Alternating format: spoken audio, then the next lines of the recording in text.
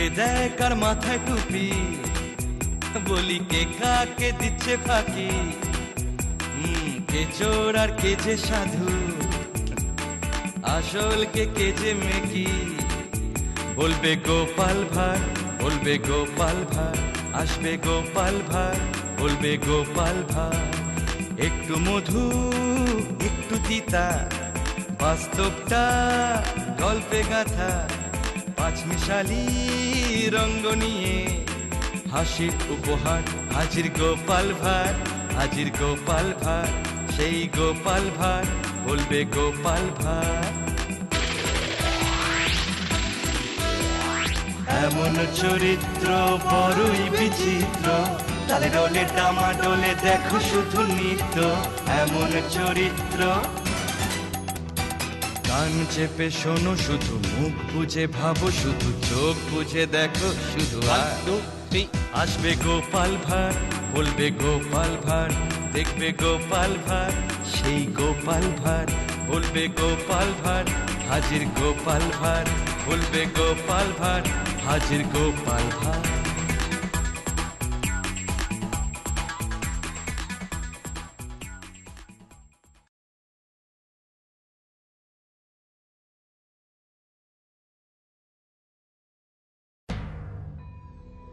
কি ব্যাপার রানী, কদিন ধরেই তোমার মুখটা কেমন যেন ভার ভার দেখছি।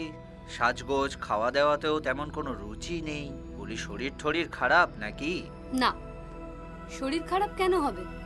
শরীর বেশ ভালোই আছে। তবে মন খারাপ। আহা, কাঁদছো কেন? কেঁদো না কেঁদো না, কি হয়েছে সব খুলে বলো। খুলে আবার বলবো কি? খুলে বলবো কি? আপনি আমার স্বামী, আপনি কিছু বুঝতে পারছেন না? না, কি হয়েছে তা বুঝতে পারছি না, কারণ আমি তো আর অন্তর্যামী নই। তবে হ্যাঁ, নদিয়া রাজ্য থেকে আসার পর থেকেই দেখছি যে তোমার মনটা খারাপ হয়ে আছে। কি ব্যাপার রানী, সব খুলে বলো, দেখি যদি তোমার সমস্যার কোনো সমাধান বের করতে পারি কিনা। প্রথমবার নদিয়ার রানীর কাছে আমাদের রাজ্যের ভূয়সী প্রশংসা করি, সমস্ত ব্যাপারেই ওই রাজ্যের খুঁত ধরি, সঙ্গে সঙ্গে আমাদের রাজ্যের অনেক আশ্চর্য বস্তুর কথাও বলি। যেমন? যেমন ওদের বসরাই গোলাপের আতরকে আমি বলি পচা মাংসের গন্ধযুক্ত নিকৃষ্ট আতর, তুলনায় আমাদের রাজ্যের ঘাস ফুলের আতর উৎকৃষ্ট গন্ধযুক্ত। নদিয়ার রানীর ৭০ রতির হীরাকে কাঁচ বলে প্রতিপন্ন করি।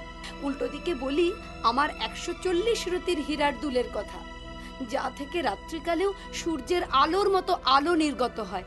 তারপর থাক, আর বলতে হবে না, আমি বুঝতে পেরেছি। কিন্তু তারপর কি হলো? তার কদিন পর নদিয়ার রানী আবার আমায় নিমন্ত্রণ করলো। আমি গেলাম।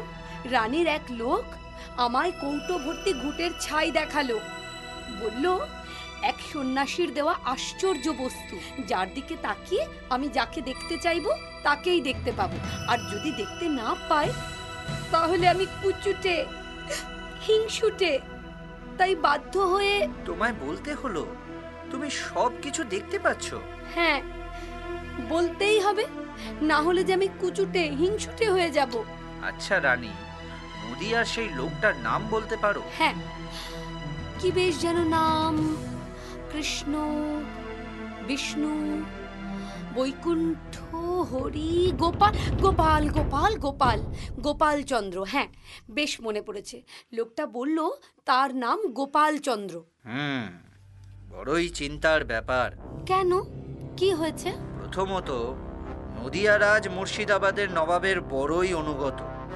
অপরদিকে ওই গোপাল লোকটি বেটা নাপতের পো, বড়ই সুচতুর।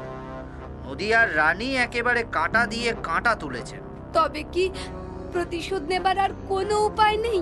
আছে আছে, নদিয়ারাজের এমন কোনো অন্যায় যেটা মুর্শিদাবাদের নবাব জানতে পারলে একেবারে রেগে আগুন হয়ে যাবে। তবে তার জন্য এই বর্ধমানে বসে থাকলে চলবে না, যেতে হবে মুর্শিদাবাদ। আপনার যা ইচ্ছে তাই করুন, মোট কথা আমি এর প্রতিশোধ চাই। বেশ, তবে আমি আগামীকালই মুর্শিদাবাদের উদ্দেশ্যে রওনা দেব।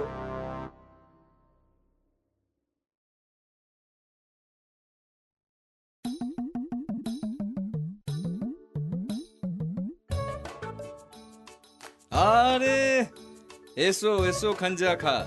তারপর কি ব্যাপার, নদিয়া থেকে সেই যে এলে, তারপর এতদিনের ভেতর একবারও তো এলেন না? বলি শরীর টরীর খারাপ হয়েছিল নাকি? হবে না, যখনই খেতে বসছি তখনই ওই ধবল কান্তি ষাঁড়ের কথাটা মনে পড়ে যাচ্ছে। আর মনে পড়ছে ষাঁড়টার সেই শাক পাতা চিবোনোর কথা। তার সঙ্গে আরো মনে পড়ে যাচ্ছে ষাঁড়টা যেন বিষ্ঠা খাচ্ছে, আর তার মুখে দুধাত দিয়ে যেন বিষ্ঠা গড়িয়ে পড়ছে। ইয়া আল্লাহ জানেন, ঘৃণায় আমি কোনো কিছুই খেতে পাচ্ছি না। আর মাংস, সে তো সেই ষাঁড়ের ঘটনার পর থেকেই আমি খাওয়া ছেড়ে দিয়েছি। সত্যি, সেই দিন যদি মহারাজ কৃষ্ণচন্দ্রের সেই হাড়িটা এসে সাবধান করে না দিত, তাহলে হয়তো আমি এতক্ষণে বেহেস্তে পৌঁছে যেতাম। আর মহারাজ কৃষ্ণচন্দ্রই বা কি রকম? ওই রকম একটা ষাঁড়কে পথে ঘাটে ছেড়ে রেখে দিয়েছেন। এর থেকে যে চতুর্দিকে মহামারী ছড়াবে, ছি ছি ছি ছি ছি, এ অন্যায়, মহা অন্যায়। বন্দরগিরি জাহাপনা, কি খবর প্রহরী? বর্ধমান রাজ আপনার সাক্ষাৎ প্রার্থী। বেশ, তাকে এখানে নিয়ে এসো। জো হুকুম সুলতান বাহাদুর। কি ব্যাপার, বিহারের পাঠানরা কি আবার বর্ধমানের সীমান্ত আক্রমণ করেছে নাকি? তাহলে কি আর তিনি নিজে আসতেন? যুদ্ধের মাঠে থেকে কোনো দূতকেই পাঠিয়ে দিতেন। দেখুন, কোনো শুভ অনুষ্ঠানের আমন্ত্রণ জানাতে এসেছেন বোধহয়। না না, কোনো আনন্দ অনুষ্ঠানের আমন্ত্রণ জানাতে নয়, শুধুই নিছক সাক্ষাৎকার। অনেকদিন আপনার কোনো খবরাখবর নেওয়া হয়নি, তাই ভাবলাম যাই, গিয়ে নিজেই একবার খোঁজ খবর নিয়ে আসি। তাই এলাম আর কি। বাহ বাহ, দারুণ দারুণ। তা দাঁড়িয়ে কেন রাজা? বসুন, এই গদিতে বসুন। হ্যাঁ, বসি। তারপর সুলতান বাহাদুর বলুন, আপনার তবিয়ত কেমন আছে? রাজধানীর খবরাখবরই বা কেমন? আর দিল্লির খবর কি? রাজধানীও যথেষ্ট শান্তিপূর্ণ, দিল্লির খবরও তাই। সুলতান বাহাদুর, তবিয়ত আর মোটামুটি ভালো বলবেন না, বলুন মন্দের ভালো। সে কি? না না, এ তো ঠিক নয়। আপনি বরং আমার রাজ্যে চলুন। কিছুদিন মুক্ত পরিবেশে বিশ্রাম করলে আপনার তবিয়ত বিলকুল ভালো হয়ে যাবে। না না না, আর কোনোদিন কোনো রাজা নিমন্ত্রণ আমি আর স্বাস্থ্যোদ্ধার করতে যাবে না। হ্যাঁ, আবার কোনো বিষ্ঠা খেকো ষাঁড় দেখবো, আবার অসুস্থ হয়ে পড়ব। বিষ্ঠা খেকো ষাঁড়? ঠিক বুঝলাম না তো। প্রায় এক পক্ষকাল আগে আমাদের সুলতান বাহাদুর সপার্শ্বদ নদিয়া রাজ্যে স্বাস্থ্য উদ্ধার করতে গিয়েছিলেন। সেখানে এক নধর কান্তি শ্বেত বর্ণের ষাঁড়কে দেখে খাবার ইচ্ছা হয়, আর তাই সুলতান বাহাদুরের কথায় ওই ষাঁড়টাকে এনে প্রহরীরা বন্দি করে রাখে। হ্যাঁ, আর ভাগ্যিস সেখানে গোপাল হাঁড়ি। আহ, হাঁড়ি নয়, ভাঁড় ভাঁড়, গোপাল ভাঁড়। ওই হলো, ও ভাঁড় মা যা হোক একটা হলেই হলো। তা হ্যাঁ, সে লাল ফতুয়া গায়ে লোকটা এসে ভাগ্যিস সাবধান করলো, তাই না আমরা বাঁচলাম। না হলে এতক্ষণে বেহেস্তের পথে রওনা দিতাম। তা কি সাবধান করেছিল সুলতান বাহাদুর? হ্যাঁ, বলেছিল যে ওই ষাঁড়টা নাকি পথে ঘাটে ঘুরে বেড়ায়, আর যেখানেই কোনো লোককে মল ত্যাগ করতে দেখে সেখানেই দৌড়ে গিয়ে তাকে গুত্ত মেরে উঠিয়ে দেয়, তার বিষ্ঠা খায় আর মূত্র পান করে। ও এও বলেছিল যে ওটা নাকি মহারাজের উৎসর্গ করা ষাঁড়, তাই নদিয়াবাসীরা কিছু বলতে পারে না, না হলে কবেই ওরা ষাঁড়টাকে মেরে ফেলতো। বিষ্ঠা খেকো ষাঁড়? বড় তাজ্জবের কথা। জীবনে এই কথা প্রথম শুনলাম যে ষাঁড়ে বিষ্ঠা খায়। তবে আপনি নিশ্চিন্ত থাকুন, আমি এক্ষুনি আমার বিশ্বস্ত লোক পাঠাচ্ছি। সে সমস্ত খবর নদিয়া থেকে নিয়ে আসছে। হ্যাঁ, দেখুন আর খবর নিন। আর হ্যাঁ, বেশি দেরি করবেন না যেন, কারণ ঘটনাটা সত্যি হলে আমায় কড়া ব্যবস্থা নিতে হবে নদিয়া রাজ্যের বিরুদ্ধে, কারণ যে কোনো সময় ওই ষাঁড়ের থেকে মহামারী ছড়াতে পারে। আপনি চিন্তা করবেন না সুলতান বাহাদুর, 3 দিনের ভিতরেই আমার লোক নদিয়া গিয়ে সমস্ত খবর নিয়ে আসবে। আর ততদিন আপনি আমার অতিথিশালায় বিশ্রাম নিন। যা আপনার ইচ্ছা। কি বলছো গুপ্তচর? সমস্ত কথা সত্যি? সত্যি সত্যি সত্যি, 3 সত্যি মহারাজ। বাহ, যাক, আমাকে আর কোনো ব্যবস্থা করতে হবে না। নদিয়া রাজি সব করে রেখেছেন, আমাকে শুধু একটু উস্কে দিতে হবে মাত্র। বাহ, দারুণ দারুণ। এই নাও চর, তোমার পুরস্কার।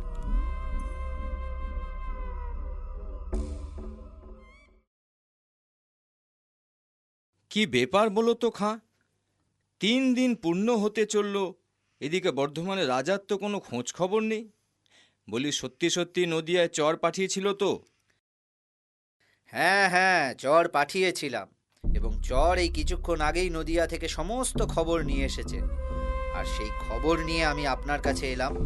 তা কি খবর আনলো তোমার চর? ভয়ঙ্কর, ভয়ঙ্কর এক খবর। মানে? মানে মানে আপনাকে ধোঁকা দেওয়া হয়েছে, আপনার ইচ্ছার বিরুদ্ধাচরণ করা হয়েছে, এক কথায় যাকে বলে আপনার বিরুদ্ধে বিদ্রোহ করা হয়েছে, আপনার প্রতি অন্যায় অবিচার করা হয়েছে। কি বলছো কি রাজা?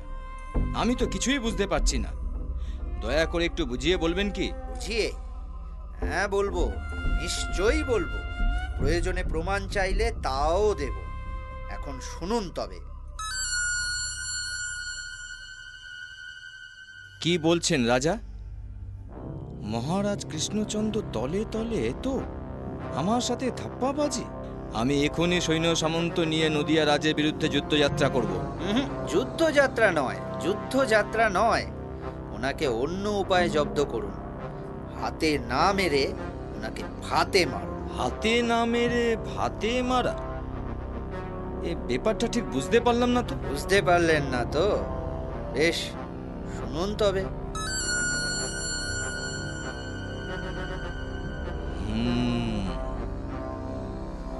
বুদ্ধিটা মন্দ নয়।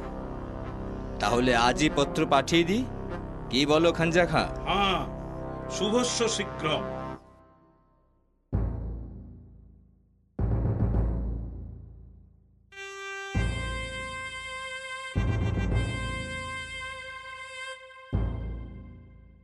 প্রণাম মহারাজ। কি খবর প্রহরী? সুলতানের দূত পত্র নিয়ে এসেছে। বেশ, তাকে সসম্মানে এখানে নিয়ে এসো। যথা আজ্ঞে মহারাজ।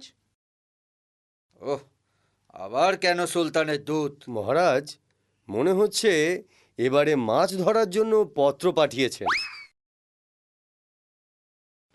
প্রণাম মহারাজ। মুর্শিদাবাদের নবাব আমার হাত দিয়ে এই পত্রটা পাঠিয়েছেন। এই নিন পত্র। মহারাজ, পত্রটা যদি একবার পড়েন। হ্যাঁ, শোনো তবে গোপাল। মহারাজ, আপনার নদিয়া রাজ্যের মতো এত সুখ ও সমৃদ্ধশালী রাজ্য দেখা যায় না। শুধু তাই নয়, আপনার ওই গোপাল ভাঁড় অশেষ বুদ্ধিমান। তদন্তে জানতে পারি আপনার গোপাল যেভাবে ষাঁড়ের বৃষ্ঠা খাওয়ার গল্প বলে আমার কবল হতে আপনার বৃষৎসর্গের ষাঁড়টিকে ছাড়িয়ে নিয়ে গেল, তাতে আমি যার পর নাই খুশি হয়েছি, সন্তুষ্টও হয়েছি বটে। তবে আমার সাথে এইরূপ ছলনা করার কোনো প্রয়োজন ছিল না। তবে আমি স্বয়ং সেই ষাঁড় আপনার রাজোদ্যান পর্যন্ত ছেড়ে দিয়ে আসতাম। যাই হোক, যা হবার তা হয়ে গেছে। কিন্তু বর্তমানে আমার মাথায় এক চিন্তা এসেছে। এই বৃষৎসর্গের ষাঁড়ের ব্যাপারটা বুঝতে গিয়ে আমি আপনার হিন্দু ধর্মের দ্বিতীয় মহাকাব্য মহাভারত পড়ে বেশ অনুপ্রাণিত হয়েছি। বর্তমানে আমার এক অদ্ভুত ইচ্ছা হয়েছে যে আপনার রাজ্যের কোনো জ্ঞানী, বিদ্বান, বুদ্ধিমান ব্যক্তি আমার নামে এক মহাভারত লিখবেন, ঠিক আপনাদের মহাভারতের মতন। আর সেই মহাভারতের নাম হবে নবাবী মহাভারত। এবং যে এই মহাভারত লিখবে তাকে আমি নগদ 25,000 স্বর্ণমুদ্রা প্রদান করব। কি ব্যাপার সভাসদগণ, আপনারা সব চুপ করে গেলেন কেন? মহারাজ, তার আগে সুলতানের দূতের থাকার খাওয়ার বন্দোবস্ত করুন। হ্যাঁ হ্যাঁ হ্যাঁ, শোনো শান্ত্রী, তুমি এই দুধকে অতিথিশালায় নিয়ে যাও। দেখো যেন এনার আদর যত্নের কোনো ত্রুটি না হয়। কিন্তু মহারাজ, এ চিঠির উত্তর? উত্তর? উত্তর কি দেব কিছুই তো বুঝতে পারছি না। নিশ্চয়ই মহারাজ, এই পত্রের উত্তর আপনি দেবেন। তবে তার আগে মহারাজ এই নগরের ব্রাহ্মণ ও নানান বিদ্বজনের সাথে আলোচনা করবেন। তারপর উনি এই পত্রের উত্তর দেবেন। হাজার হোক, হিন্দুদের মহাকাব্য বলে কথা, ছেলে খেলা তো আর করা যায় না। বেশ, যা ভালো বুঝেন করুন, তবে একটু তাড়াতাড়ি করবেন। আমায় আবার 5ম দিনে মুর্শিদাবাদে পৌঁছতে হবে। হ্যাঁ হ্যাঁ, নিশ্চয়ই। মহারাজ যত শীঘ্র সম্ভব এই প্রশ্নের উত্তর দেবেন। আপনি এখন শান্তির সাথে গিয়ে মহারাজের অতিথিশালায় বিশ্রাম গ্রহণ করুন। বেশ, ঠিক আছে। চলো হে শান্তিমশাই। হ্যাঁ, আসুন আসুন। সভা তাহলে আজকের মতন বন্ধ হোক। আপনারা সকলে চিন্তা করুন, দেখুন কি এমন করা যায় যাতে সাপও মরে আবার লাঠিও না ভাঙে। জয় মহারাজ কৃষ্ণচন্দ্রের জয়। জয় মহারাজ কৃষ্ণচন্দ্রের জয়। জয় মহারাজ কৃষ্ণচন্দ্রের জয়। কি গোপাল, সমস্যার কোনো সমাধান করতে পারলে? সমস্যার সমাধান করতে পারবো, তবে তার আগে একবার ব্রাহ্মণ বর্গ, কুলগুরু আর অন্যান্য সভাসদদের মতামতটা আমায় একবার শুনতে হবে। আচ্ছা কবিরত্ন মশাই, আপনি কোনো সমাধান কি বের করতে পেরেছেন? সারা রাত চিন্তা করেছি, দু চোখের পাতা এক করতে পারিনি, কিন্তু কোনো সমাধান সূত্র না পারিনি। তবে একটা বড় ভয় হচ্ছে। ভয় হচ্ছে? কি ভয়? সুলতান বাহাদুর আমাদের নদিয়া রাজ্য আক্রমণ করবেন? না, তার থেকেও আরো বেশি ভয় তোমাকে নিয়ে। রাজার প্রিয় পাত্র তুমি, প্রায় প্রত্যেক দিনই মতির মালা, সোনার মালা, হীরক, অঙ্গুরীয়, মোহর বেশ ভালোই পাচ্ছ উপরি হিসাবে, তার সঙ্গে মোটা মাহিনা। অনেকেরই তাই ঈর্ষা আছে তোমার উপর। এই সুযোগে কেউ কিছু না গন্ডগোল পাকায় তোমার বিরুদ্ধে। মহারাজ, আর আপনার দয়া আর ঈশ্বরের আশীর্বাদ যতক্ষণ আমার উপর বর্ষিত হবে ততক্ষণ অন্য কেউ আমায় কোনো রকম ক্ষতি করতে পারবে না। তাই যেন হয় গোপাল, তাই যেন হয়। নাও চলো, রাজসভায় যাওয়া যাক, দেখা যাক কি সিদ্ধান্ত হয়। হ্যাঁ তাই চলুন, রাজসভায় বসার সময় হয়ে এলো।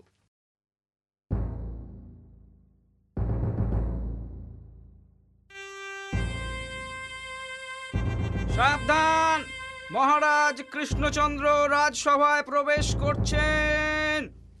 পরম প্রতাপী, পরম দয়ালু, সুবিচারক মহারাজ কৃষ্ণচন্দ্র রাজসভায় প্রবেশ করছে।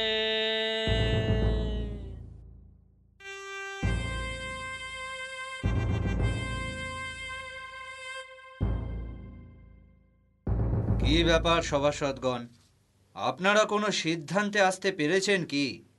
মহামন্ত্রী হবুচন্দ্র, গবুচন্দ্র, আপনারা কোনো সিদ্ধান্ত নিয়েছেন কি?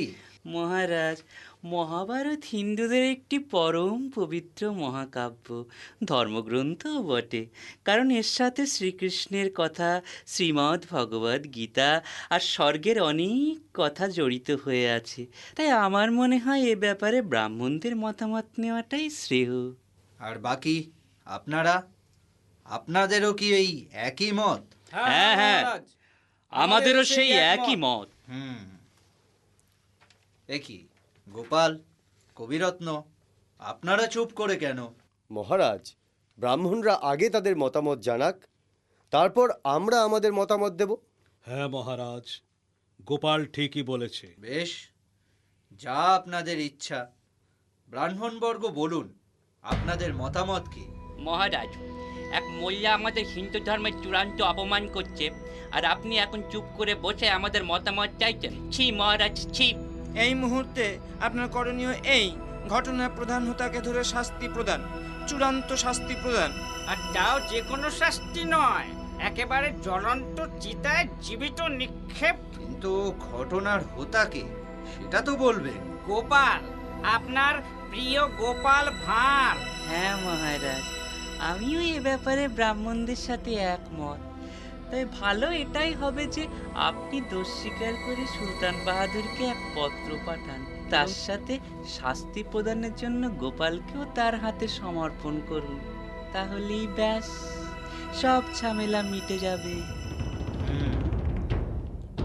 আর বাকি আপনারা? হ্যাঁ হ্যাঁ, আমাদেরও সেই একই মত। আচ্ছা গোপাল, তোমার কিছু বলার আছে? মহারাজ, সুলতান বাহাদুর কিন্তু তার পত্রে কোথাও লেখেনি যে ওই ষাঁড়ের ঘটনায় তিনি ক্রুদ্ধ, বরং তিনি আমার বুদ্ধির প্রশংসা করেছেন। হতে পারে হয়তো তিনি এই মহাভারত রচনার মধ্যে আমার বুদ্ধির আরো কিছু পরিচয় দেখতে চান। তবে মন্ত্রী হবুচন্দ্রের কথা মতোই কাজ হবে। মহারাজ, তবে দূতকে ডাকুন, আমাকে যে আবার তার সাথে মুর্শিদাবাদ যেতে হবে। প্রহরী, প্রহরী। আজ্ঞা মহারাজ। সুলতানের দূতকে সসম্মানে এই রাজসভায় নিয়ে এসো। যথা আজ্ঞা মহারাজ।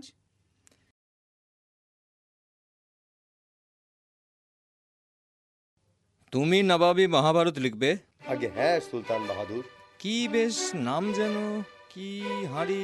হাঁড়ি নয় সুলতান বাহাদুর, হাঁড়ি নয়, ভাঁড়, ভাঁড়, গোপাল ভাঁড়। হ্যাঁ, গোপাল ভাঁড়। বেশ, তবে আজ থেকে লেখা শুরু করো। আগামী এক পক্ষকাল পরে মহাভারত যেন আমি পাই। হ্যাঁ, মনে থাকে যেন 1 পক্ষকাল, আর তার মূল্য নগদ 1 লক্ষ স্বর্ণ মুদ্রা, আর অকৃতকার্য হলে কোতল। আমি মাথা পেতে নেব সুলতান বাহাদুর। সুলতান বাহাদুর, 1 সপ্তাহ তো হলো, গোপাল তো রাত দিনই অতিথিশালার দরজা বন্ধ করে বসে আছে দেখছি। বলিও মহাভারত লিখছে তো, নাকি মেঝেতে সুড়ঙ্গ খুঁড়ে পালাবার তাল করছে? আরে না না, মহাভারত বলে কথা, আমার কত বীরত্বের কথা লিখবে, তা একটু চিন্তা ভাবনা করতে হবে না? হিন্দুদের মহাভারতের মতো আমাদের সুলতানকে নিয়ে লেখা নবাবী মহাভারত একদিন প্রত্যেক পবিত্র মুসলিমের গৃহে সমাদৃত হবে। প্রত্যেক মসজিদ পবিত্র কোরআন শরীফের পাশে এই মহাভারত ধুনো গুগ্গুলের ধোঁয়ায় চর্চিত হবে। ওহ, গর্বে আমার বুকটা ফুলে উঠছে। সুলতান বাহাদুর বড় ব্যস্ত কি? কে? গোপাল? আগে হ্যাঁ। মহাভারত লেখা হয়ে গেছে? না, মাঝপথে আটকে গেছে। কেন? মাঝপথে আটকে গেল কেন? আগে নাম নিয়ে অসুবিধা হচ্ছে। নাম নিয়ে অসুবিধা কেন? তুমি আমার নাম জানো না? আগে হ্যাঁ, আপনার নাম তো জানি। তবে অসুবিধাটা কোথায়? আগে সুলতান বাহাদুর আমাদের মহাভারত দ্রৌপদীর পঞ্চস্বামী, তাই এখানে আমাদের বেগম সাহেবার মেরে কেটে 3টে স্বামীর নাম জোগাড় করেছি, 2টো নাম পাচ্ছি না। তাই আপনার কাছে এলাম জানার জন্য। জানলেই আবার গড়গড় করে লেখাটা শুরু হয়ে যাবে। 3 স্বামী? তারা কে কে? কেন, আমাদের সুলতান বাহাদুর, আপনি খানজা খা, আর এই বর্ধমানের রাজা। ভাবছি 4র্থ জনের স্থানে আমাদের নদিয়া রাজা মহারাজ কৃষ্ণচন্দ্র, আর 5ম জনের স্থানে দিল্লি বাদশাহের নাম দেব। কি রাজা কি বলছে? পঞ্চস্বামী? এ কি সত্যি তোমাদের মহাভারতে আছে নাকি? হ্যাঁ, তা আছে বটে। বক্তমিজ, এ কথা আগে বলবি তো। ছি ছি ছি ছি, কি লজ্জার কথা! একটা স্ত্রী লোক 5 জন পুরুষের সাথে! ছি ছি ছি ছি, এ তো আমাদের কোরআন বিরুদ্ধ। শোনো গোপাল, এই নাও 2 লক্ষ টাকা, আর এই মুহূর্তে তুমি এই সব অর্ধ সমাপ্ত পুঁথিপত্র নিয়ে দেশে ফিরে যাও, আর ভুলেও আমার সামনে কোনোদিন মহাভারতের নামোচ্চারণ করবে না। জো হুকুম সুলতান বাহাদুর।